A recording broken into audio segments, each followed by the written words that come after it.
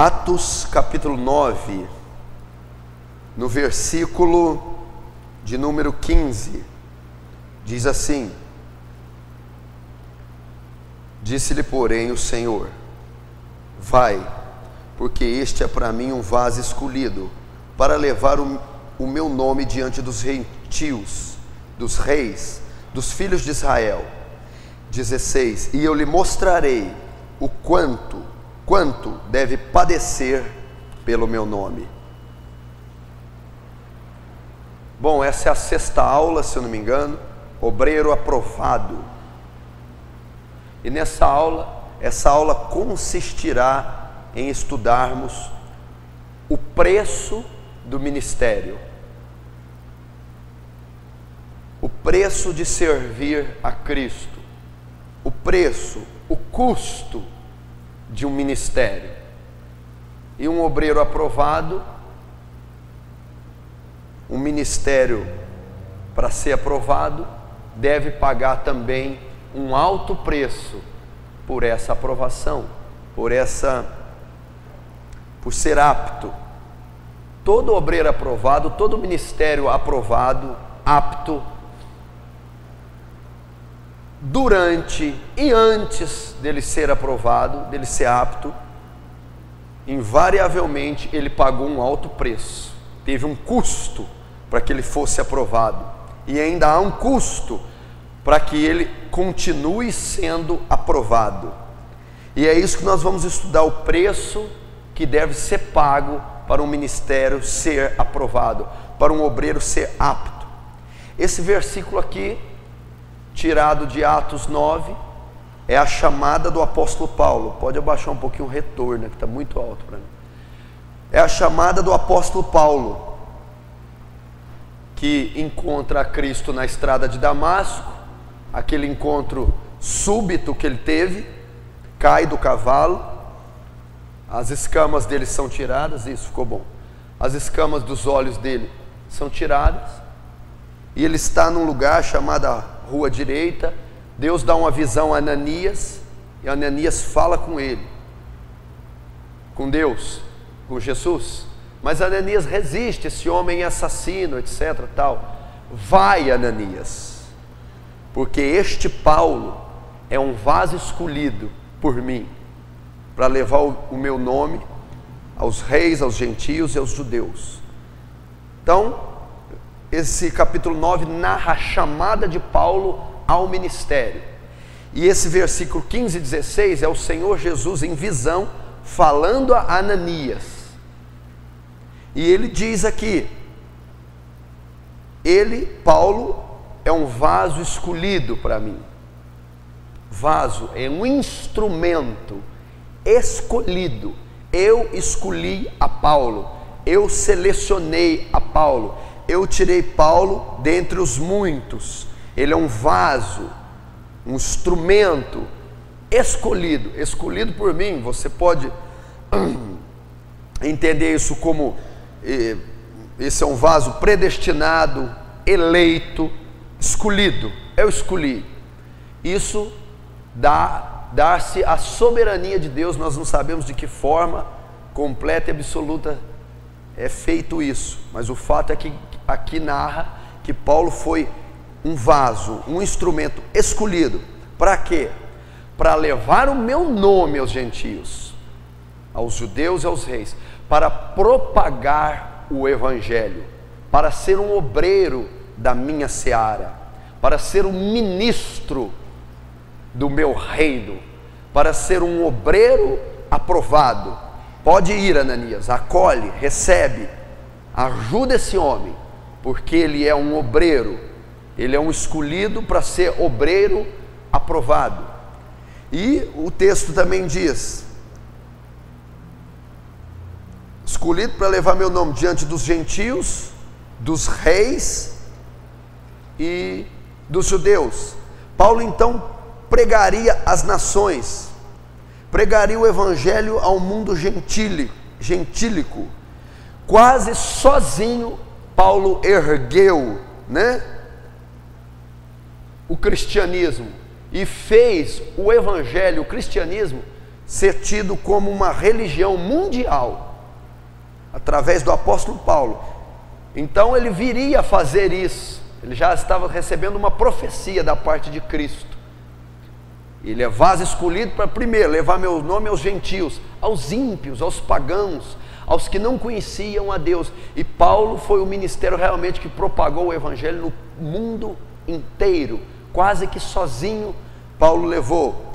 Segundo, aos reis, seria o homem, o principal homem qualificado para esse ofício, para pregar aos reis, aos magistrados, aos governantes. Tanto que no livro de Atos registra Paulo diante de Festo, de Félix, de Agripa, dos magistrados, reis. Então Paulo era um homem apto e também iria pregar a essa classe, essas autoridades. E também diz aqui que ele pregaria aos filhos de Israel, aos judeus que não creram no Cristo. E você nota no livro de Atos várias passagens, Paulo disputando na sinagoga com os judeus a ressurreição, a morte e ressurreição de Cristo, pregando sermãos cristocêntricos. Então a profecia dada a Jesus diz: ele é vaso escolhido, não temas, Ananias, ele é um escolhido meu, um instrumento escolhido para levar o meu nome, para pregar o evangelho, para ser um obreiro, um ministro, um pastor, evangelista, profeta, um sacerdote. Ele é vaso escolhido para levar o meu nome. A quem? Ao mundo, aos gentios, aos judeus, aos reis, a todas as classes de pessoas. Então, Ananias, Paulo foi escolhido para ser um obreiro aprovado. Na catedral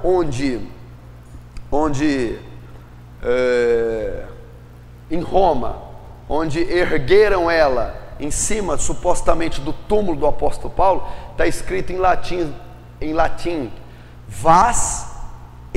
eu escrevi aqui, vas electionis, vaso eleito.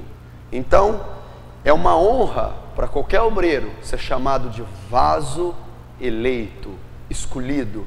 E essa catedral em Roma, até hoje, creio eu, tem essas escritas em latim, em homenagem a Paulo, feitas sobre o seu túmulo.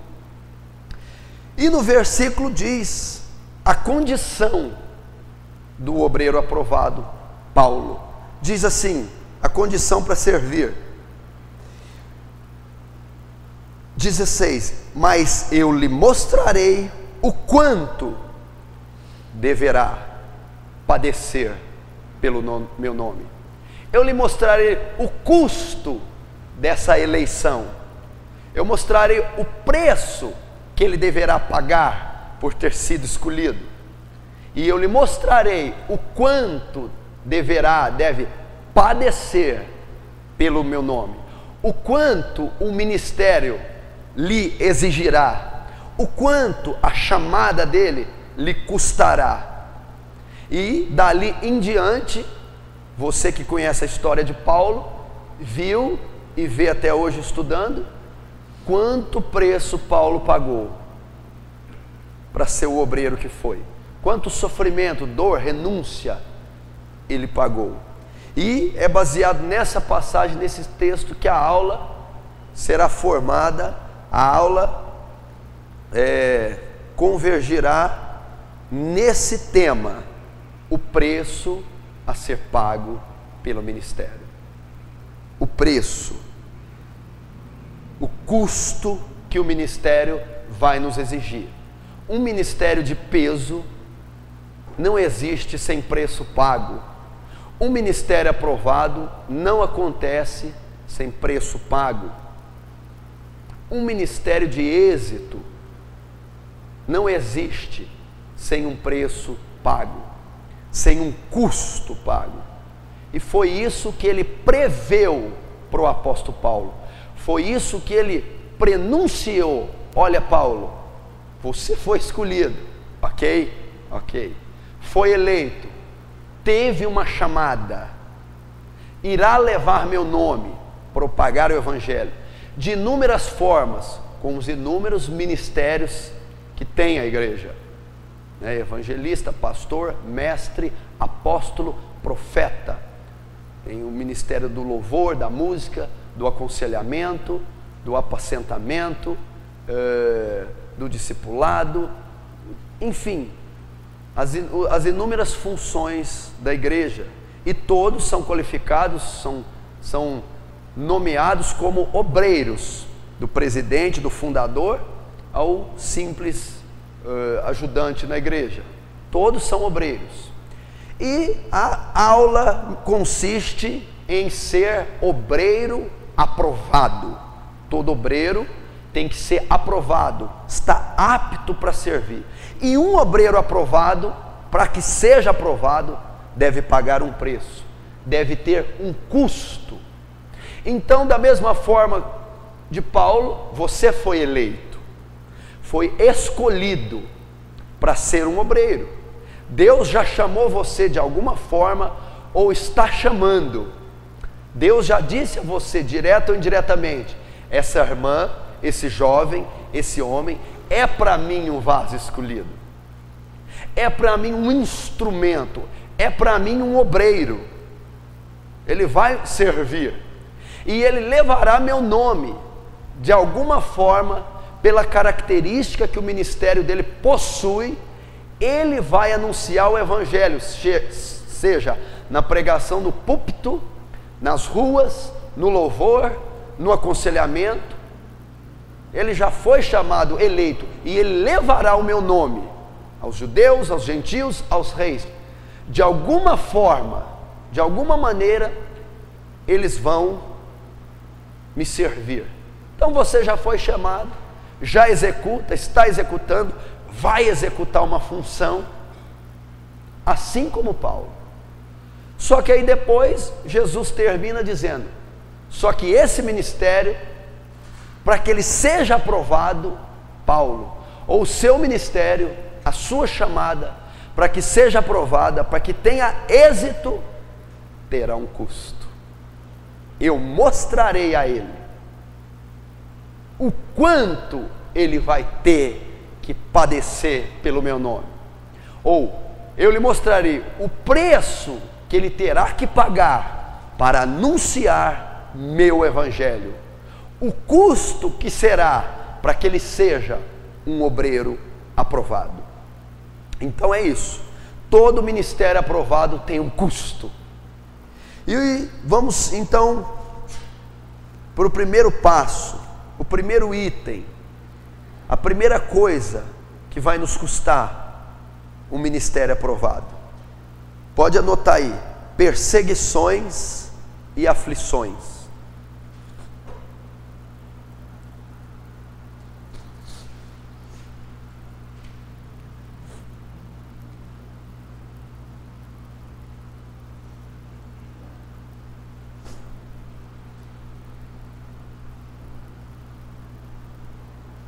E pode anotar João 15, 20. Perseguições. Jesus já nos advertiu em João 15, 20. Olhe para cá. Se perseguiram a mim, perseguirão a vós. É o que está nesse texto de João 15. Então a marca de um cristão, escute, Jesus já profetizou, Jesus já advertiu, já instruiu, a semelhança de mim, o maior ministério que já pisou nessa terra, a semelhança de mim, o ministério de maior êxito, perseguirão a vós, porque a mim me perseguiram. A vida de um obreiro será marcada por perseguições, haverá perseguições, e o próprio Jesus, antes da fundação da igreja, já advertiu: a vida de vocês, se for vivida piamente, se for um ministério de êxito, vai haver perseguições. Mateus 5,10, sempre que eu citar uma referência, for anotar, anote bem rápido. Mateus 5,10 diz assim: bem-aventurados sois vós, quando vos perseguirem, caluniarem, injuriarem, e mentindo disserem todo mal contra vós. Exultai e alegrai, porque grande é o vosso galardão nos céus, pois assim perseguiram os profetas que eram antes de vós. Jesus estava dizendo assim, ó, pois assim perseguiram os profetas que eram antes de vós. É comum nos ministérios, desde antes de vós, a perseguição. E se perseguiram aqueles profetas dos primeiros, de Moisés até então, perseguirão também a vós. Profeta, ministério, obreiro, tem a incumbência de anunciar a mensagem, redarguir, exortar, ensinar, consolar, apacentar, cuidar. E ele disse, marca de um ministério, perseguição. Meu irmão, deixa eu dizer uma coisa para você. Se você quer ser um grande homem de Deus, prepare-se para ser perseguido. Se você quer ser um ministério de êxito, a marca é a perseguição. Aí vai um parênteses. Se a sua vida cristã, se o seu ministério não sofre oposição, não é e não pode ser um ministério aprovado. O que está acontecendo nesses últimos dias é uma coisa antibíblica, uma passividade ministerial que eu nunca vi. Está recheado de versículos na Bíblia que o ministro do Evangelho, do verdadeiro Evangelho, ele não vive sem perseguição, sem oposição. Paulo, escrevendo aos Tessalonicenses, diz: Satanás se levanta e se opõe contra tudo que se chama Deus. Se não está tendo oposição no colégio onde você estuda, no emprego que você trabalha, se não há oposição no meio da sua família ímpia, se não há oposição pela sociedade, se não há oposição até pelos falsos irmãos e falsos cristãos e falsas igrejas, seu ministério não é aprovado. Se as suas perseguições são a dívida que você não paga, a criança que chora, se a sua perseguição é o trabalho, se a sua perseguição é natural e humana, não é aprovado.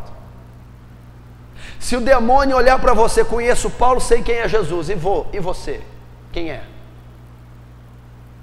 O Jesus diz assim: você é tão fraco que eu nem te conheço, eu nem te persigo. Quem que é você? Então a perseguição para o cristão não é um ponto negativo, é um ponto positivo. Então, se você é íntegro, reto, almeja, anseia para um ministério poderoso, influente, primeiro, eu quero te dar uma palavra: aguarde, virão perseguições contra você. Jesus disse: antes de vós já perseguiam os ministérios antigos, e se perseguiam, perseguirão a vós. Depois ele diverte em João 15: e sereis, e depois ele diz: se perseguiram a mim, perseguirão a vós. Porque ele disse a mim e a vós, então ele está dizendo que vai perseguir todo mundo. Não, se perseguiram a mim, o qual vivo e ando na conduta que vocês veem, perseguirão a vós, se vós andares iguais a mim. Entenderam? Se perseguiram a mim, perseguirão aqueles que andam como a mim. E Paulo diz: sede meus imitadores, como eu sou de Cristo. Então era perseguido. Então, meu irmão, a sua vida será marcada por perseguições, tribulações, aflições, porque o cristianismo é contra a cultura do mundo, é contra os princípios do mundo. O cristianismo é o reino dos céus estabelecido na terra. O mundo é o reino de Satanás. Vem aí o príncipe desse mundo, Jesus dizendo de Satanás: e ele nada tem de mim. O mundo jaz no maligno, o mundo é do diabo, o príncipe desse mundo é Satanás. O cristianismo é um reino paralelo, oposto, diferente daquele. Todos que se agregam a este reino sofrem oposição, sofrem perseguição. Quanto mais o obreiro, quanto mais aquele que quer anunciar, pregar, preparar, sofrerá muito mais perseguição e oposição. Paulo, escrevendo a Timóteo, em 2 Timóteo 3,12, diz assim: os que quiserem viver piamente em Cristo padecerão perseguições. Escrevendo a Timóteo, a segunda carta de Paulo ao seu discípulo Timóteo, no capítulo 3, no versículo 12, olhe para cá, ele diz assim, olha a palavra que ele dá: e aqueles que quiserem viver piamente, guarde piamente, em Cristo, padecerão perseguições. E aqueles que desejarem ser aprovados, sofrerão perseguição, sofrerão oposição. Em Atos 13:50, Paulo está descendo a Antioquia da Pisídia e está anunciando o evangelho, e Deus fazendo maravilhas e pregando a palavra, e pessoas convertendo, judeus, gentios, está convertendo as pessoas na Antioquia da Pisídia. Então os judeus suscitam mulheres honestas para caluniar Paulo. Eles forjam, compram essas mulheres, incitam, mentem a elas para perseguir a Paulo. Levanta-se uma perseguição ferrenha contra Paulo. Por que se levantou? Porque o ministério de Paulo estava tendo êxito, o ministério de Paulo estava alcançando vidas. Então houve uma conspiração, forjou-se um plano, engano, mentira, ardis, calúnias, e pegaram mulheres honestas. O que é isso? Povo influente na sociedade, gente de nome, de posição, de família, gente de peso, para atacar Paulo. A Bíblia diz que Paulo, sacudindo o pó, saiu daquele lugar. Mas Paulo foi rejeitado, foi ultrajado, perseguido, caluniado naquele lugar. Em Atos 8:1, depois que Estevão termina o seu discurso no Sinédrio, todo mundo conhece, em Atos capítulo 7, o discurso de Estevão. E Estevão, aquele jovem fantástico, Deus fazia sinais e maravilhas na vida de Estevão, e ganhava almas, pregava a multidões, e estava virando de pernas para o ar. Os judeus, os fariseus mandam pegá-lo, levam ao Sinédrio, acusam a Estevão, ele começa a pregar. E então o que acontece com Estevão? E eu quero estudar isso depois. É apedrejado e morto. Em Atos 8:1 diz assim: e começou tão grande perseguição sobre a igreja, e todos foram dispersos. Desencadeou uma perseguição tremenda sobre a igreja de Atos. Começou, e a Bíblia diz que quando Estevão foi apedrejado, cai aos pés de um jovem chamado Saulo. Esse consente na morte de Estevão. E então se desencadeia tamanha perseguição sobre a igreja. Então eles encerram muitas pessoas na prisão, matam algumas outras, condenam as outras, açoitam as outras. Então a igreja ali, na altura do capítulo 8, é marcada por inúmeras perseguições. É uma marca então do cristianismo aprovado, as perseguições. No Antigo Testamento isso sucede a mesma coisa.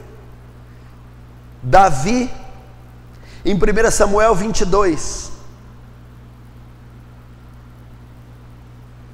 quando Davi, ali nessa altura, já era conhecido pelas suas vitórias, Saul enciumado, porque uma família protegeu a Davi.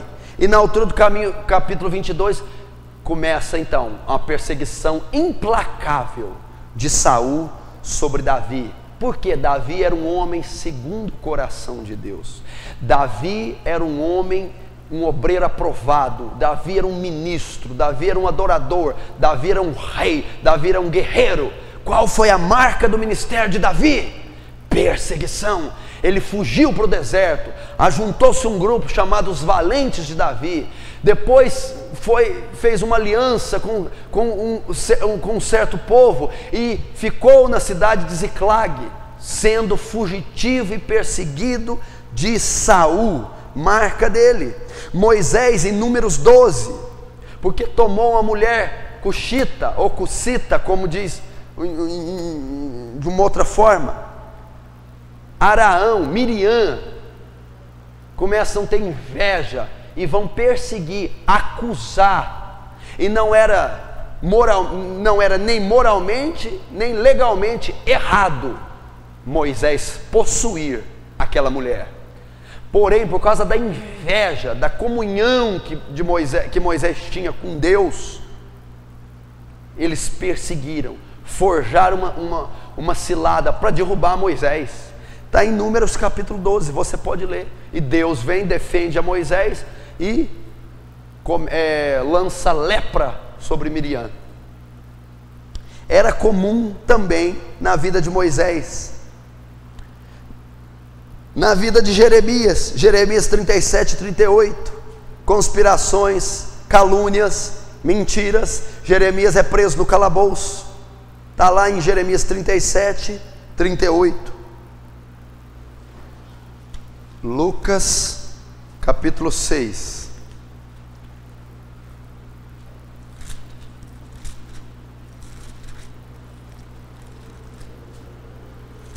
versículo 26. Tenho certeza que a maioria nunca se atentou para esse versículo, de quão profundo é. Lucas 6, 26. Ai de vós, quando todos os homens falarem bem de vós, porque assim faziam seus pais aos profetas. Até aqui, olha aqui. O que eu quero dizer aqui? Olha o teor dessa declaração de Jesus. Olhe para mim. Agora a aula vai ficar séria para esse movimento neopentecostal, para essa igreja moderna e atual, e para esses ministros, e para esse cristianismo mundano que não sofre oposição de ninguém. Jesus, sabendo da propensão que o homem, que o ministro, o ministério, a igreja teria para o conforto, da tendência que o homem teria de se conformar a esse mundo, pronuncia esse versículo. Olha o que ele diz: ai de vós quando todos os homens falarem bem de vós. Ele está dizendo assim: ai de você se o seu ministério não tiver perseguição. Ai de você se a sua vida cristã for passiva.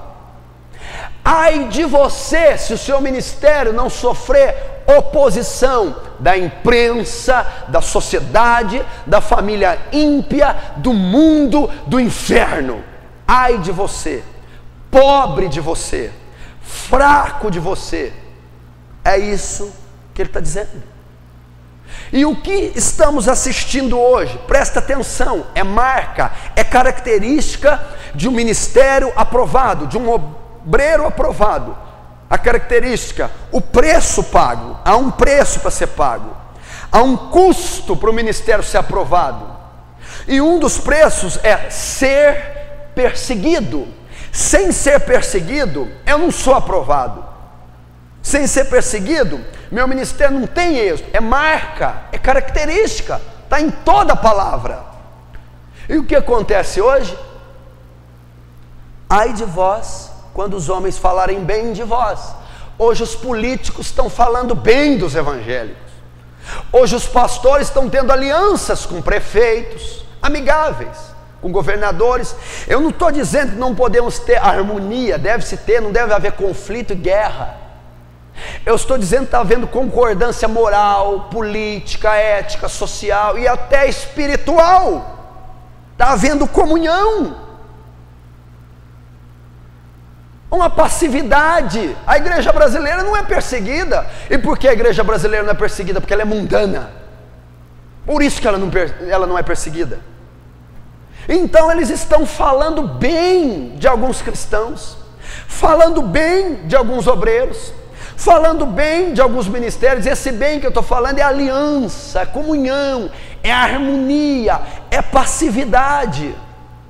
Não há oposição, não há leis contra o cristianismo, não há perseguição da sociedade, não há perseguição do ímpio. E isso é tido como um avivamento na nação brasileira, um avivamento, um crescimento, um tomar de regiões por parte da igreja. Há uma passividade, e Jesus está dizendo: quando acontecer isso, ai de vós. Honra a serviços prestados, medalhas, condecorações. Está acontecendo isso. Me diz qual honra Cristo recebeu de Herodes, de Pilatos, de Caifás. Aonde? A honra dele foi ser pregado no madeiro. A honra dele foi ser cuspido, zombado, escarnecido, morto. Que honra ele recebeu da sociedade? Que aval ele recebeu da sociedade? Que mérito ele recebeu da sociedade? Quem o aplaudiu? Quem o recebeu? Ele é o capitão da nossa salvação, é o modelo de obreiro.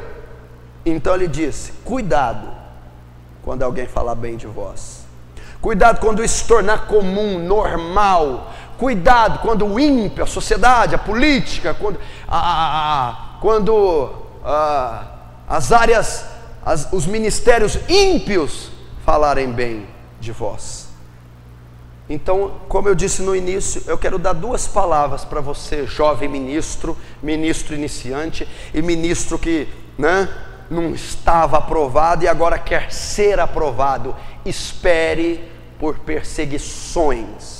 Não espere dias melhores, pois são os princípios das dores. Quanto mais êxito o seu ministério tiver, quanto mais influência o seu ministério tiver, quanto mais impacto o seu ministério tiver, mais perseguições você terá, maior o número de demônios que se levantarão contra você. Não será fácil. Vai haver oposição, vai haver perseguição na sua família. Mateus 10:45, portanto os inimigos do homem serão os da sua casa, pois todo aquele que ama o pai e a mãe mais que a mim, não é digno de mim. Vai haver, irmão, se o seu ministério, vida cristã, tiver influência, vai ter oposição de pai, vai ter oposição de mãe, vai ter oposição de filho, vai ter oposição de marido, vai ter oposição. Para você, jovem cristão, vai ter oposição dentro da sua igreja, porque aqueles homens mornos, frios, que não vivem a graça de Deus, se você passar a vivê-la, vão te perseguir. Se você levar muitas almas para Cristo nessa igreja, vão te perseguir. Se o seu sermão começar a ser poderoso, influenciar vidas, vão te perseguir dentro da igreja.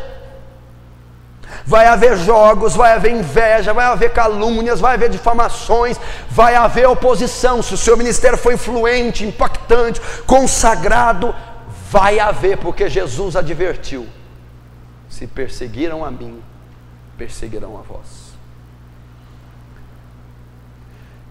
Primeira, essa palavra. Segundo, você que já exerce, você que já é cristão há algum tempo, por que a sua vida não tem perseguições?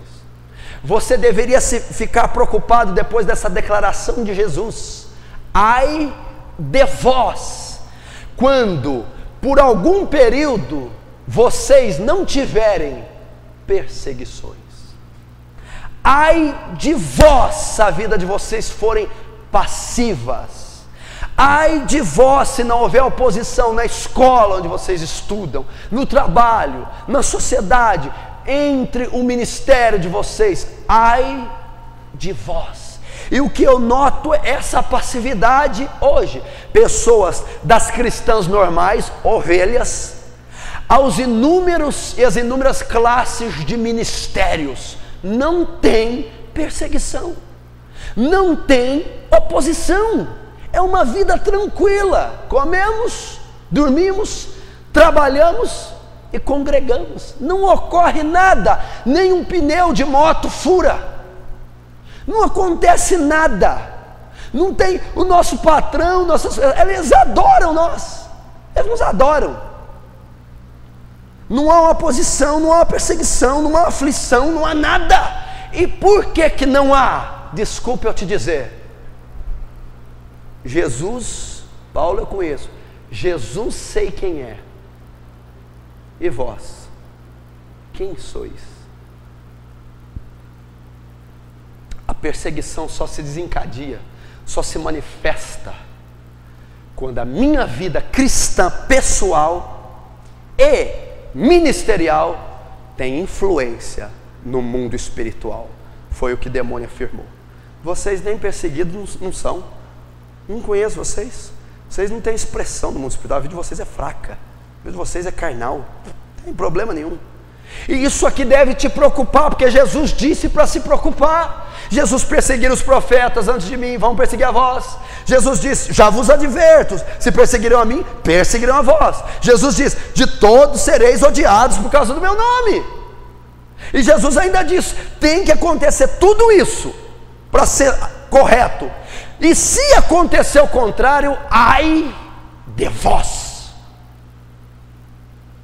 Isso aqui deve mexer com você, isso aqui deve tirar seu sono, deve te perturbar, porque se for para ter um ministério burocrático, politicamente correto, formal, teórico, político, irmão, entregue teu bastão, devolva o bordão a Eliseu, como quando Geazi pegou o bordão, vai lá e põe no menino que levanta. Geazi foi lá e não levantou, por quê? Porque o poder não estava no bordão, estava em quem carregava o bordão, não era Eliseu que estava com o bordão, era Geazi. Geazi não tinha influência, era um ministério fraco, era um homem fraco, então foi Eliseu e orou, e aquela pessoa ressuscitou. Quantos aqui estão com os bordões de Eliseu, mas não são Eliseus? O bordão significa o ministério do louvor, o bordão significa o óleo sobre a cabeça do pastor, o bordão significa o ministério do obreiro, o diaconato, o bordão significa o título. Porém, vocês não têm, alguns não têm a unção de Eliseu, o reconhecimento.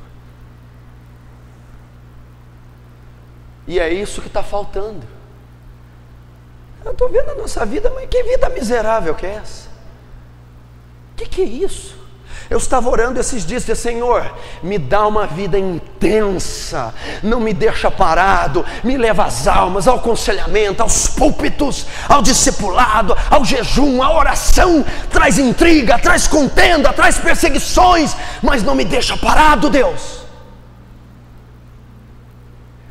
Não adianta você olhar para mim e dizer, isso aí está me trazendo mais desânimo que ânimo. Tudo bem, deu fora. Não é assim que se faz a obra. Timóteo, apresenta-te como obreiro aprovado. É aprovado.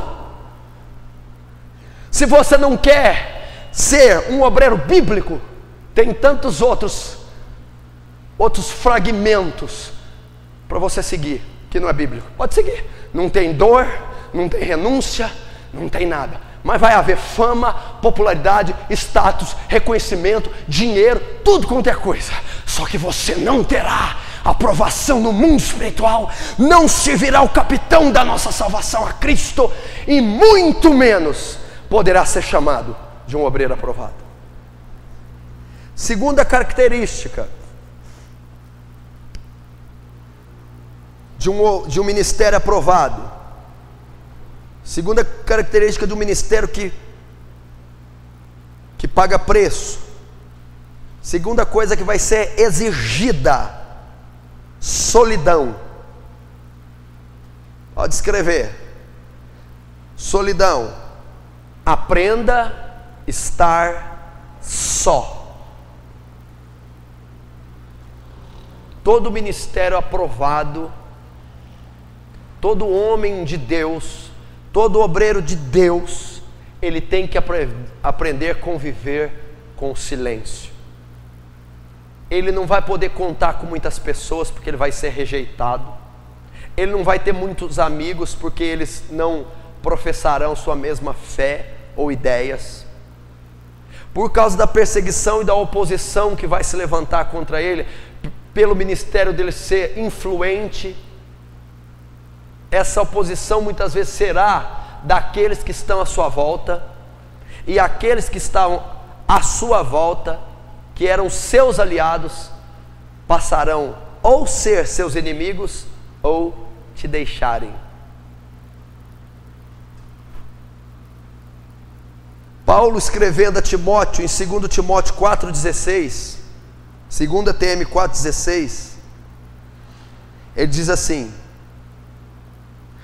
no meu primeiro julgamento, ninguém assistiu em minha defesa. Quando Paulo foi julgado na cidade de Roma, ele esperava que pelo menos alguns cristãos de Roma, aos quais ele ganhou, formou, pregou, viessem defendê-lo no seu primeiro julgamento. E ele diz assim: no meu primeiro julgamento, ninguém veio me assistir em minha defesa. Outro versículo diz assim: Demas, Paulo dizendo, me abandonou amando o século presente. E houve uma contenda tão grande entre Paulo e Barnabé que eles se separaram. Paulo, apesar de ter discípulos e ter formado pessoas, era comum no ministério dele estar só. Também está escrito em Atos 28:15, Paulo foi preso, ficou numa prisão domiciliar, e nas tantas outras prisões que Paulo teve, ao ponto de dizer: eu, Paulo, escravo de Cristo. E ele diz assim, escrevendo a Timóteo: Timóteo, não se envergonhe das minhas prisões. Prisão é um lugar que está solitário, prisão domiciliar, sozinho, no seu tribunal, sozinho. Demas o deixou sozinho, só. Meu irmão, prepare-se para isso, é o custo de um ministério.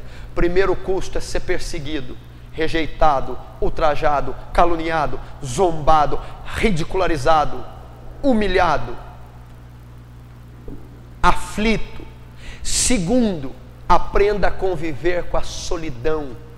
Os grandes homens de Deus estavam sozinhos, mesmo os casados, muito do que o ministério exigia, deixava esses homens sós. Os missionários, os evangelistas, os reformadores, Paulo, Moisés,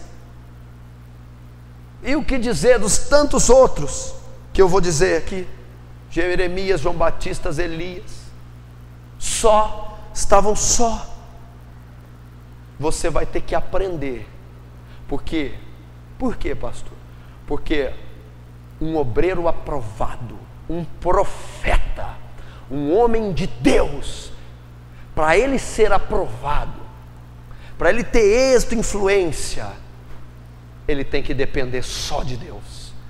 Ele tem que aprender a ser o vaso, o barro na mão do oleiro. Ele tem que aprender e chegar ao ponto que ele não vai poder contar mais com os pais, com o pai, com a mãe, com os irmãos. Vai chegar uma hora que nem com os amigos, nem com os cristãos, nem com a liderança, com ninguém. Paulo estava lá. Onde estavam os presbíteros da igreja de Roma, os líderes, os diáconos, os obreiros, qualquer outra pessoa? Ninguém assistiu Paulo em sua defesa. Paulo esteve só diante dos seus algozes, no banco dos réus, só. Paulo, então, o que ele tinha que fazer? Paulo estava aprendendo, e já tinha aprendido, depender somente de Deus. É o custo de um ministério, é o custo de ser um homem de Deus.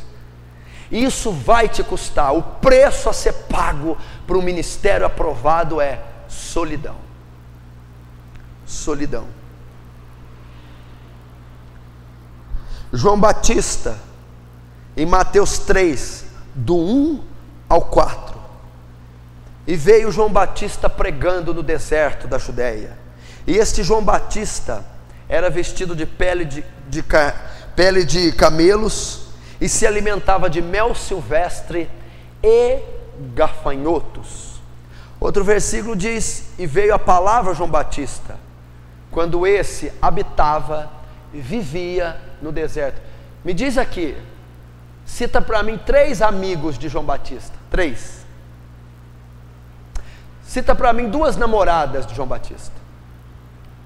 Cita uma esposa, pelo menos. Cita um comparecimento público, uma festa, um aniversário, João Batista foi. Cita um companheiro de quarto de João Batista. Só. Por que só? Porque os de nascido de mulher, ninguém houve como João Batista. Ninguém teve a proporção, o ímpeto naquele tempo como ele.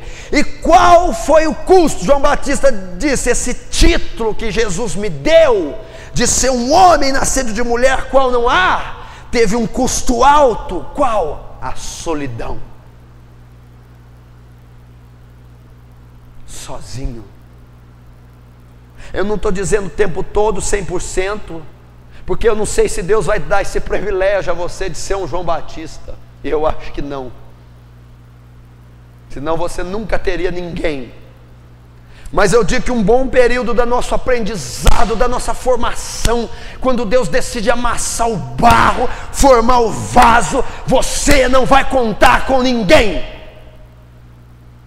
Não vai contar, não espere família, não espere pessoas, não espere pastores. É só você e Deus. É o preço. É o preço. Então ele não tinha esses títulos. Ele não tinha, aliás, essas pessoas. Ele não tinha pessoas, ele não tinha amigos. Você imagina qual é a vida desse homem?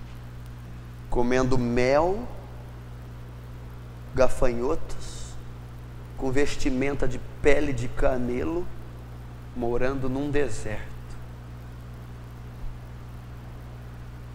O silêncio de Deus com o homem, de Malaquias a Cristo, sem Deus enviar profeta, 400 anos, 430.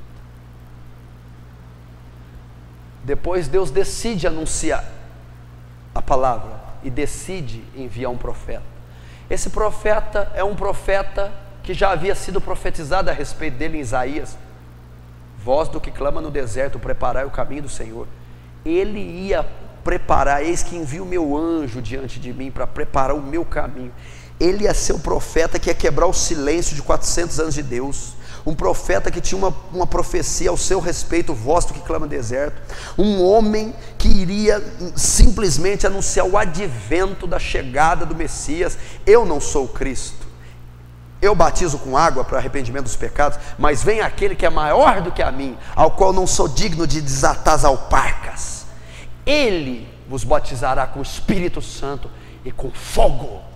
Um homem para ter essa envergadura, essa coisa espetacular, e teve uma morte extraordinária, decapitado por Salomé, a filha da mulher de Herodes, teve o seu preço. De tantos outros, solidão. Você está entendendo, meu irmão, que não existe homem de Deus de proveta, não existe homem de Deus de laboratório como os que estão sendo formados aí? Instrui numa escola dominical, leva um seminário que hoje é 2 anos, dê a ele um curso de oratória, entregue-lhe a ele um cargo, uma igreja e um ministério. É isso que se vê. Não há marcas, não há bagagem, não há preço pago, então não há influência no mundo espiritual, na sociedade e nos corações decaídos dos pecadores. Não pode haver assim, não pode ser assim com vocês. Elias, 1 Reis 17, 18, pode anotar a referência, primeiro R,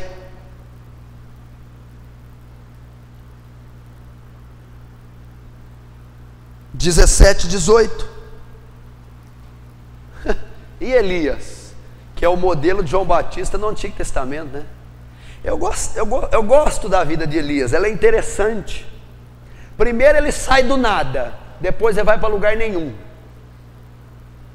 No capítulo 17, Elias o tisbita. Vai tentar procurar, pega tudo quanto é livro, história, internet, tenta achar de onde saiu. Só há suposições. Não há nada da família de Elias, pai, mãe, irmã, tio, sobrinho. Não encontrei Elias em nenhum álbum de fotografia, de batismo. Não tem nada desse homem. Aí de repente, vai Acabe e envia uma palavra.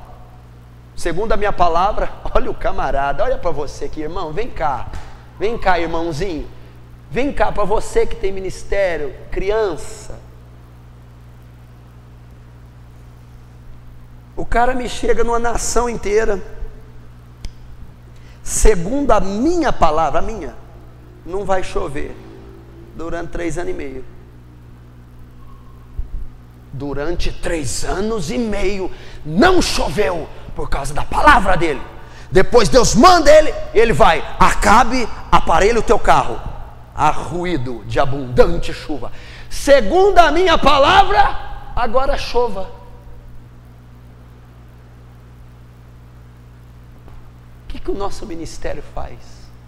Que influência ele tem? Se não for para você não se pautar nisso, não, irmão, deixe, não se paute em nada, porque não tem cabimento. Olha só, aí Tiago tem que relembrar a vida de Elias. Foi tão estrondosa que Tiago vai lá e Elias era homem como nós, sujeitos às mesmas paixões. Aí Tiago vai lá e aperta mais, Elias não tinha um negócio especial não, viu? Elias não veio nada encantado com ele não, era sujeito às paixões igual nós. Elias tinha febre, dor de cabeça, dor de barriga, fome, chorava, tinha depressão, igualzinho nós. E orou com fervor pedindo que não chovesse. E 3 anos e meio não choveu. E depois orou novamente pedindo que chovesse. E choveu. Qual o custo? Vai para o ribeiro de Querite. Fica lá. Eu mandarei que os corvos te alimentem. E você bebe água do ribeiro. Elias estava vivendo em cavernas. Sabe quem que eram os amigos dele? Faísca e Fumaça, os dois corvos. Iam levar carne para Elias de tardezinha e água bebia do ribeiro, sozinho. Veio da onde?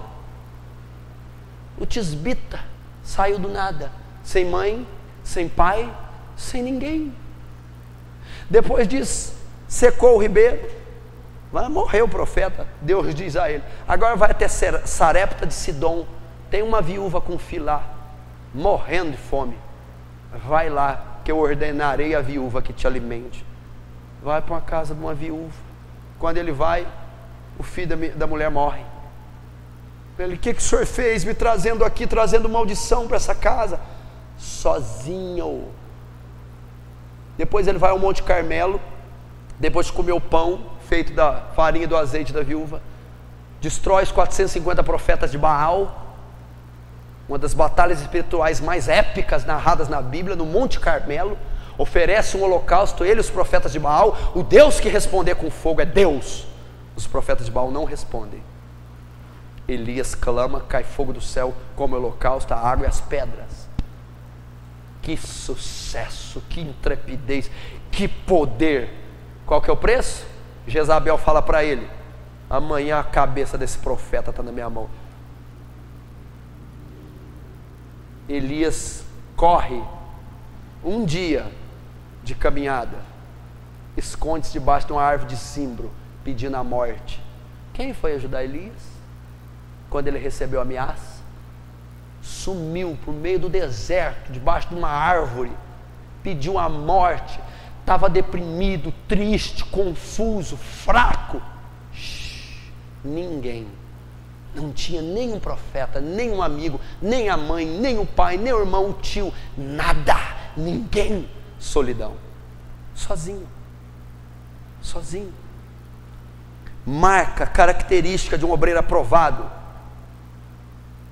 preço a ser pago, custo. Qual custo? Solidão. Está sozinho. Muitas vezes vai acontecer. José, Gênesis 37, versículo 24 e versículo 28. Deus dá a ele um prenúncio que ele tem um ministério. Você vai governar sobre seus pais e seus irmãos. Só que vai ter um preço, José. Vai ser jogado na cova, depois no calabouço, vendido pelos midianitas. Gênesis 37, 24, 28. O que é isso? Cova, mais ou menos 14 metros de profundidade. Só. Vendido para os midianitas por 20 moedas de pratas. 10 a menos que Jesus, porque também não dá para ficar igual, né? Tá doido. Jesus tinha que valer mais, né? 20 moedas. Vai para o calabouço, vai para Potifar, sozinho. Sabe quantos anos? 13 anos. 13. Sozinho. Para quê? Para ser um obreiro aprovado, para ser o segundo depois de Faraó no Egito, para propagar a raça israelita e guardá-la da fome e da peste que viria, para ser um homem fantástico, poderoso, a qual Deus dá um sonho a ele e diz a Faraó: para você dar jeito aí nessa crise econômica que o mundo está passando, você vai ter que pôr um homem graduado para cuidar de tudo isso. Faraó olha para ele: porventura esse homem não é você, ao qual habita o Espírito do Deus vivo? Esse homem não é você, que passou 13 anos na solidão, dependendo de Deus, e agora é aprovado? É você. 13 anos para depender de Deus, 13 anos para não ouvir a voz de ninguém, a não ser a de Deus.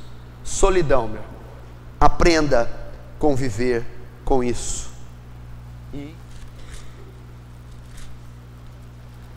Lamentações capítulo 3. Uma direção que Jeremias dá aqui para os obreiros. Lamentações 3, versículo 27.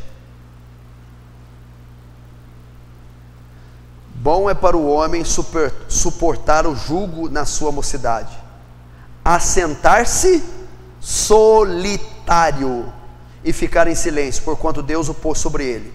Põe a boca no pó, talvez assim haja esperança. Dê à face o que fere. Farta-se de afronta, porque o Senhor não o rejeitará para sempre. Você pode estudar essa passagem inteira aqui, que vai falar muito com você. Mas vamos nos atentar para o 28.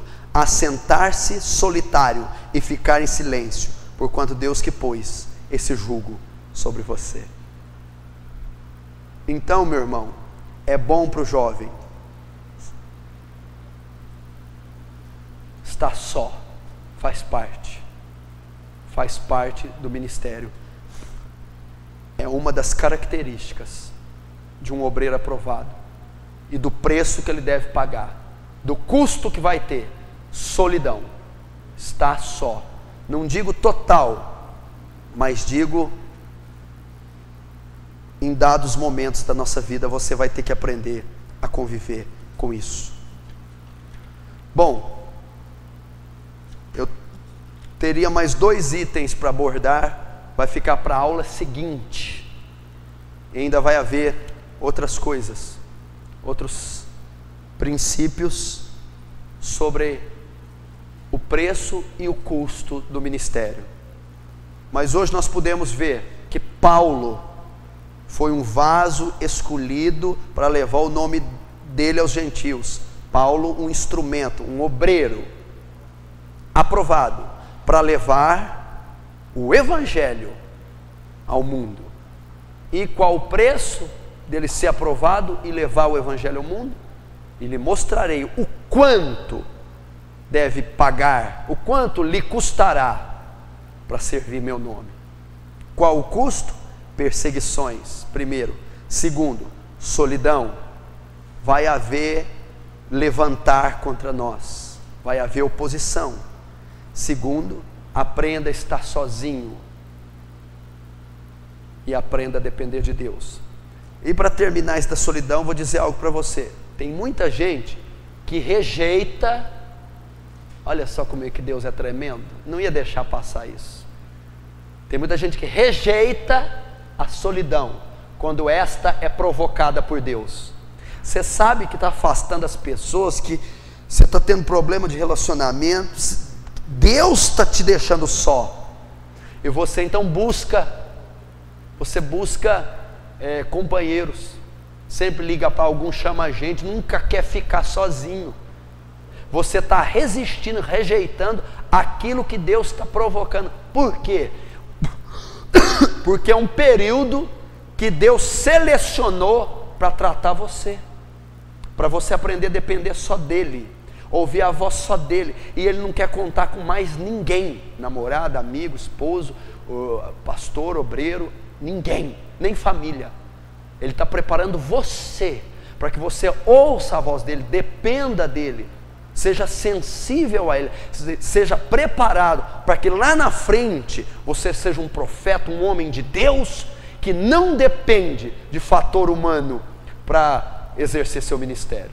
Então, se você está vendo que algo está sendo provocado e é pela parte de Deus, irmão, não resista, se submeta. Bom é para o jovem suportar o jugo da sua mocidade, sentar-se solitário, é bom. Senta-se, deixe Deus tratar com você. É uma marca do ministério aprovado, é um dos preços a serem pagos pelo ministério. Amém? Está só. Porém, vai um consolo. Você nunca estará só da presença de Deus. Esse é o único que nunca se aparta. Eis que estarei convosco até a consumação dos séculos. Nunca te deixarei, nem te desampararei. Esse estará o tempo todo. Se você vê a biografia de José, Gênesis 37 ao 50, em todo o tempo que ele esteve só, a Bíblia diz, e Deus fez José prosperar na casa do cárcere, e Deus era com José, e Deus estava ali. Deus o tempo todo estava treinando a José. Deus o tempo todo estava com Davi na perseguição de Saul.